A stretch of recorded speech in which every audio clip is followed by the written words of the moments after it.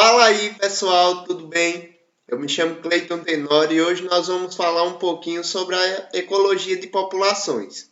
Então, de antemão, eu queria revisar com vocês o conceito de população. O que seria uma população? Nada mais é do que um conjunto de indivíduos de uma mesma espécie. E essas populações, de acordo com o ambiente em que elas estão localizadas, elas tendem a adquirir o equilíbrio. E esse equilíbrio, ele é exatamente proporcional ao que nós chamamos de constância da espécie no ambiente. Então, esse equilíbrio vai estar diretamente voltado ao tamanho da população natural daquela espécie em determinado ambiente, em determinado habitat, ok?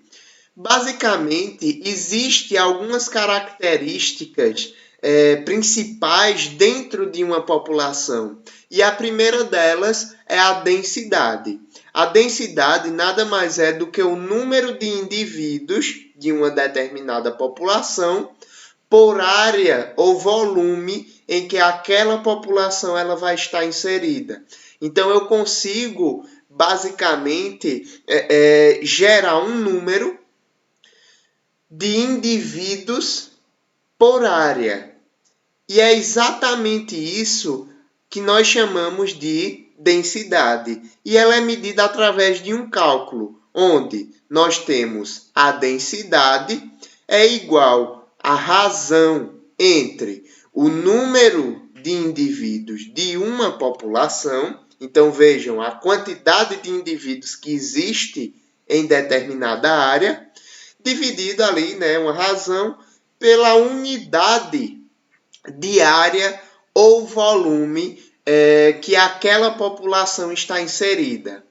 Resumindo, a densidade é igual a D igual a N dividido por A.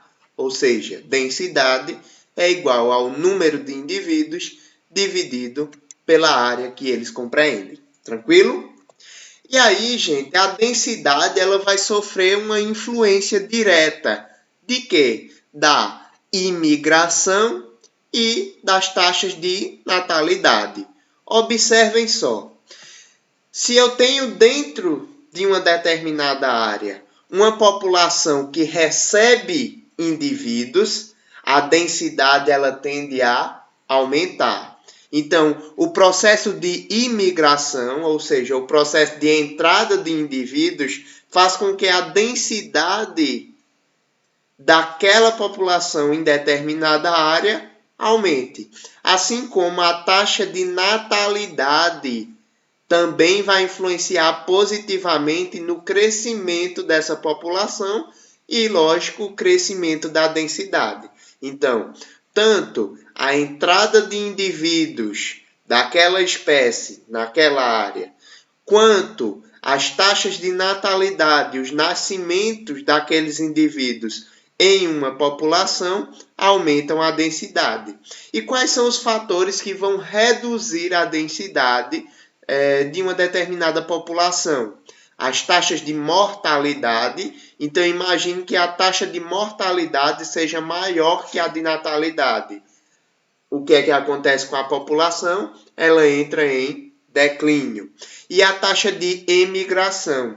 Imagine que por um motivo aquela determinada espécie na região sofreu por agressão, por exemplo, de redução de alimentos. Então, reduziu-se os alimentos, consequentemente, essa espécie ela tende a ir buscar outros locais para tentar sobreviver. Então, ela sai de determinada área e ela faz um processo de emigração. Então, se a saída da espécie for maior que a entrada, também existe um declínio na população, ok? Então, se liga aí, taxa de natalidade maior que mortalidade, a população cresce.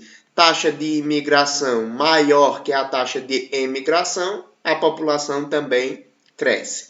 O contrário, a população entra em declínio. Imaginem que a taxa de mortalidade seja maior que a de natalidade, a população entra em declínio, e a taxa de emigração seja maior que a taxa de imigração, a população também tende a declinar, ok?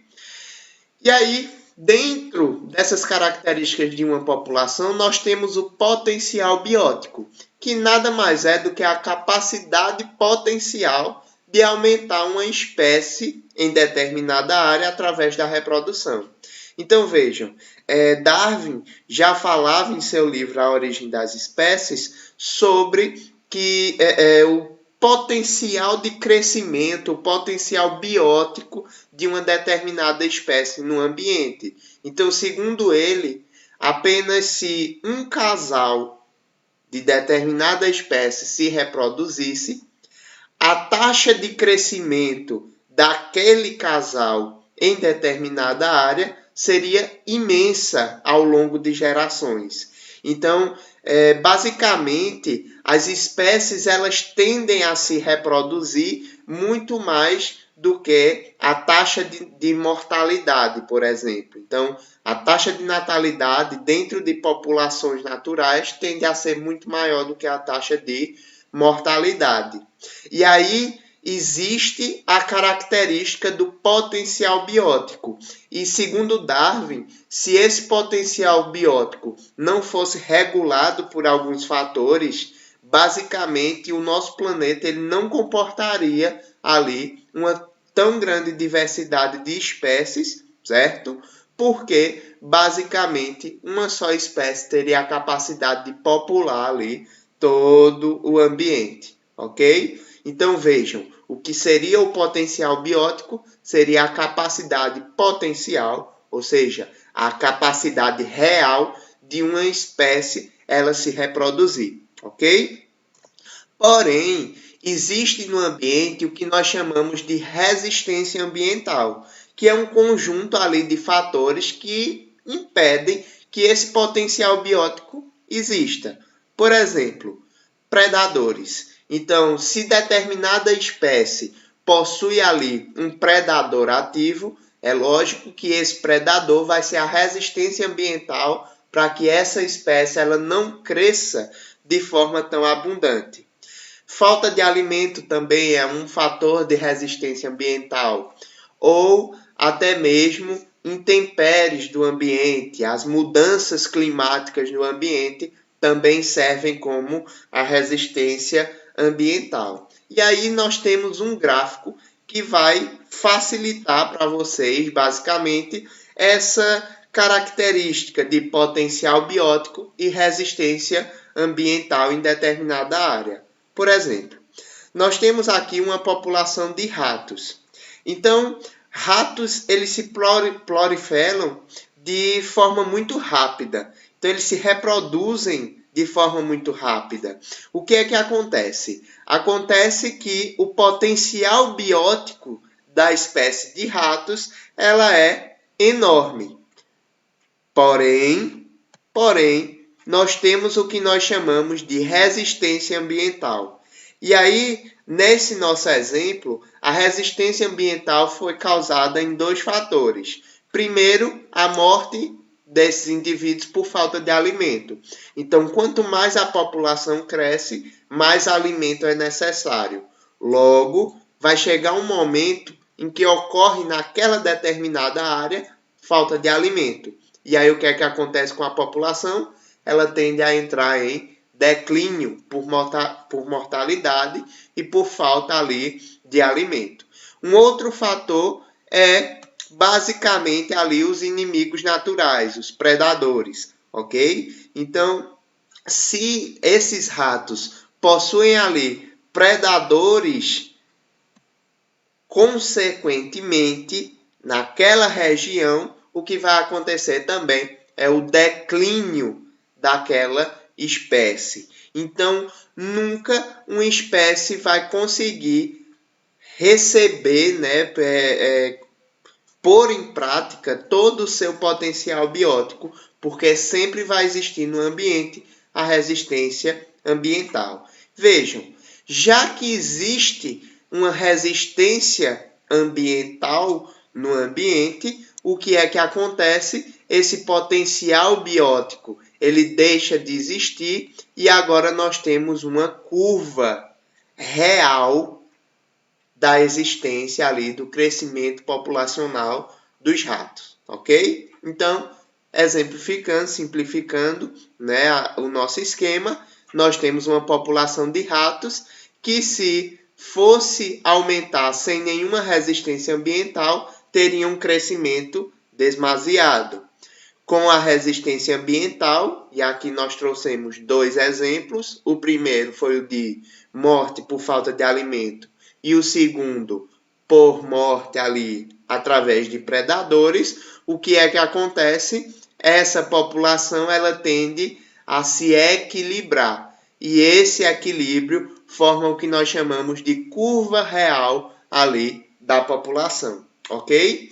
E aí vejam que essa curva aqui ela é ondulada, ou seja, nós temos períodos em que as populações de ratos vão aumentar e períodos que ela entra em um pouco de declínio, ok? E isso graças a os fatores ambientais, como a obtenção de alimentos em determinada área e também ali a quantidade de predadores. Então, se a população de ratos, por exemplo, ela aumentou, se ela aumenta, gera mais oferta de alimento a predadores. O que é que vai acontecer? Esses predadores eles tendem também a aumentar a sua população. Quando a população de predador aumenta a sua população, o que é que acontece? A oferta de alimento para esses predadores tem que ser maior. Logo, a população de ratos faz o quê? Diminui. E aí, quando diminui, falta alimento para o predador. E aí ocorre o declínio daquela população de predadores. Logo, o que é que vai acontecer? Já que eu tenho poucos predadores, a população de ratos aumenta e assim segue-se ali todo o ciclo de vida dentro desse equilíbrio ecológico, ok? Existem também alguns fatores que vão regular o tamanho da população. E o primeiro delas é a competição, tanto intra quanto interespecífica. Na competição intraespecífica, eu tenho a competição de indivíduos de mesma espécie. O que é que ocorre nessa competição? Muitos desses indivíduos eles acabam competindo por território, por exemplo. E aí acaba que eles ocupam determinado território que poderia ser ocupado por outros machos. Ocorre muito isso em relação a machos de algumas espécies, principalmente de mamíferos, por exemplo. E já que eles delimitam determinada área, acaba reduzindo ali aquele espaço para outros espécimes, ok? Para outros indivíduos ali da mesma espécie, e essa competição acaba regulando ali o tamanho das populações. Na competição interespecífica, aí eu tenho algo bem interessante, porque muitas vezes duas espécies elas vão ocupar o mesmo nicho ecológico. Então, no nosso exemplo aqui, nós temos dois predadores que estão ocupando ali o mesmo nicho ecológico e acaba que isso tende a reduzir ali as populações, porque eu não tenho, por exemplo, uma oferta de alimento ideal para que haja ali um fornecimento para ambas as espécies crescerem de forma potencial, ok? Nós temos também outros fatores, como é o caso da predação, certo? E do parasitismo. Então, o predador que caça ali a sua presa tende a controlar, a reduzir o tamanho da população daquela presa, ok? Então eu reduzo ali de forma drástica o tamanho da população. E aí quando eu falo de reduzir o tamanho da população através de uma presa, eu não estou falando somente desta presa. Por quê? Porque esta presa aqui, ela possuía um potencial reprodutivo. Então, eu tanto reduzo de forma simples, de forma mais disfarçada a população, quando eu retiro apenas um indivíduo, uma presa, mas a longo prazo eu acabo reduzindo, regulando ali aquela população de forma significativa. Por quê? Porque aquela espécie que morreu para alimentar outro indivíduo, ela tinha um potencial reprodutivo também, ok? E no parasitismo, isso ocorre também uma regulação do tamanho da população. Por quê? Muitos desses parasitas, tanto quanto intestinais, como ectoparasitas, certo? Eles acabam fazendo com que determinados indivíduos daquela espécie eles reduzam sua capacidade vital, sua capacidade reprodutiva e sua capacidade, lógico, ecológica no ambiente. E aí, essa população daquele indivíduo que está sendo parasitado, ou até mesmo do parasita, tende a sofrer ali algumas das suas consequências, ok? Então, gente, era isso que eu tinha para falar para vocês. Muito obrigado e até a próxima.